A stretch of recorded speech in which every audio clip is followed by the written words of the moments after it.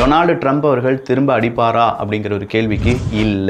Donald Trump அவர்களுக்கு திரும்ப அடிக்கிறதுக்கான ஐடியாவே இல்ல அப்படின்னு சொல்லியிருக்காங்க. ஸோ திரும்ப அடிக்கிறதுக்கான ஐடியாவே இல்லாத டொனால்டு ட்ரம்ப் அவர்கள் இனி ஈரானை அடிக்க மாட்டார் அப்படிங்கிறத உறுதியா அங்க இருக்கக்கூடிய ஊடகங்கள் சொல்றாங்க. இனி இதுக்கு மேல ஏதாவது ட்விஸ்ட் வச்சு உலக அரசியல்ல நானும் பெரிய ஆளு தான், என்னை அடிச்சிட்டான் அப்படின்னு சொல்லி வேற ஏதாவது அரபுலக நாடுகள் ஈரானுக்கு எதிராக எதுவும் செய்யாம இருந்தா ரொம்பவே நல்லது. ஸ்ட்ரைட் ஆஃப் ஹார்மஸ் மூட போறோம்னு சொன்ன ஈரானுடைய அறிவிப்பு அப்படியே தற்காலிகமாக ஒத்திவைக்கப்பட்டிருப்பதாகவும் அறிவிப்புகளை வெளியிட்டிருக்கிறார்கள் அதே ஊடகம். அப்ப ஸ்ட்ரைட் ஆஃப் ஹார்மஸுக்கும் பிரச்சனை கிடையாது அப்படிங்கிற லெவலில் இப்போ வந்து நிக்குது. ஸோ நாளைக்கு இது எப்படி வேணாலும் மாறலாம். இப்போதைக்கு இந்த பிளாட் அப்படிங்கிறது கம்ப்ளீட்டா ஃபிளிப் செய்யப்பட்டு ஈரானுக்கு ஆதரவாக இருந்த அரபுலக நாடுகளுடைய அந்த கான்செப்ட் என்டையரா இப்போ ஈரானுக்கு எதிராக மாற்றி அமைக்கப்பட்டு விட்டது. அமெரிக்காவும் ஈரானும் சேர்ந்து செம்மையான ஒரு கேமை விளையாண்டு நியூட்ரலைஸ் பண்ணிட்டாங்க. இரண்டு நாடுகளுக்கும் நான் ஒன்னே அடிச்சேன் நீ என்னை அடிச்சிட்ட அப்படின்னு சொல்ற நியூட்ரலைஸ் பண்ணிட்டாங்க. இஸ்ரேல் ஈரான்ல எந்தெந்த பகுதிகள் கிடைக்குதோ அத்தனை பகுதிகளையும் வச்சு விளாசிட்டு இருக்காங்க. அப்ப இதுல வின்னர் யார் அப்படின்னு கேட்டா இஸ்ரேல் தான். அவங்க நினைச்சது எல்லாமே நடந்துருச்சு. ஒரு உலக நாடுகள் கூட இஸ்ரேலுக்கு எதிராக திரும்பல. நான் சொன்ன மாதிரி வடகொரியா, ரஷ்யா யாருமே இனிமே திரும்புறதுக்கான வாய்ப்பும் கிடையாத லெவலுக்கு இப்போ அதை அப்படியே சீல் பண்ணிட்டாங்க. இஸ்ரேல் என்ன நினைச்சாங்க?